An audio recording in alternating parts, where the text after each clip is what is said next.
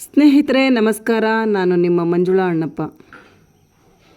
ಎದೆಯೊಳಗಿರಲಿ ಬೆಳೆಯುವ ಕಿಚ್ಚು. ಹೌದು ಸ್ನೇಹಿತರೆ, ನಾವು ಮಾತನಾಡಿಕೊಳ್ಳುತ್ತೇವೆ. ಅವನು 5-10 ವರ್ಷಗಳ ಹಿಂದೆ ಟ್ರ್ಯಾಕ್ಟರ್ ಡ್ರೈವರ್ ಆಗಿದ್ದ.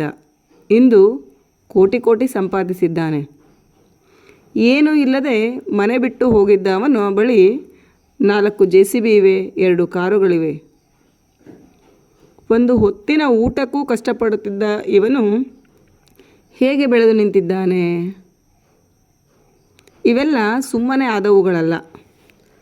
ಅವನ ಎದೆಯೊಳಗಿನ ಕಿಚ್ಚು ಅವನನ್ನು ನಿದ್ದೆ ಮಾಡಲು ಬಿಡುವುದಿಲ್ಲ. ಒಬ್ಬ ವ್ಯಕ್ತಿ ನೋಡಲು ನರಪೇತಲ. ಮೇಡಮ್, ನಾನು ನನ್ನ ಮಗ 4 ಗಂಟೆಗೆ ಏಳುತ್ತೇವೆ. ಹಸುಗಳಿಗೆ ಹುಲ್ಲು ತಂದು ಹಾಕಿ ನಾನು 6 ಗಂಟೆಗೆ ಹಸುಗಳಿಗೆ ನಾಟಿ ಔಷಧಿ ನೀಡಲು, ಆರೋಗ್ಯ ತಪಾಸಣೆ ಮಾಡಲು ಹೋಗುತ್ತೇನೆ. ನನ್ನ ಮಗ ಕಾಲೇಜಿಗೆ ಹೋಗುತ್ತಾನೆ.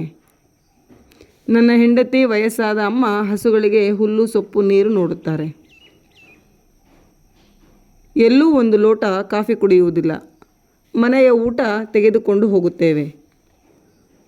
ಅವನು ಸುಮಾರು 30 ಲಕ್ಷದ ಒಂದು ಡೂಪ್ಲೆಕ್ಸ್ ಮನೆ ಯಾವುದೇ ಸಾಲವಿಲ್ಲದೆ ಮಾಡುತ್ತಿದ್ದಾನೆ. ನನಗೆ ನಿಜಕ್ಕೂ ಆಶ್ಚರ್ಯವಾಯಿತು. ಅವರ ನೆಂಟರು, ನಿನ್ನ ಕೈಲಿ ಒಂದು ಮನೆ ಕಟ್ಟಲು ಸಾಧ್ಯವಾ ಎಂದು ಹೀಯಾಳಿಸಿದ್ದರಂತೆ. ಅವರ ಎದೆಯೊಳಗಿನ ಅವಮಾನದ ಹಾಗೂ ಬೆಳೆಯುವ ಕಿಚ್ಚು ಅವರನ್ನು 4 ಗಂಟೆಗೆ ಎದ್ದು ಕೆಲಸದತ್ತ ಮುಖ ಮಾಡುವಂತೆ ಮಾಡುತ್ತದೆ.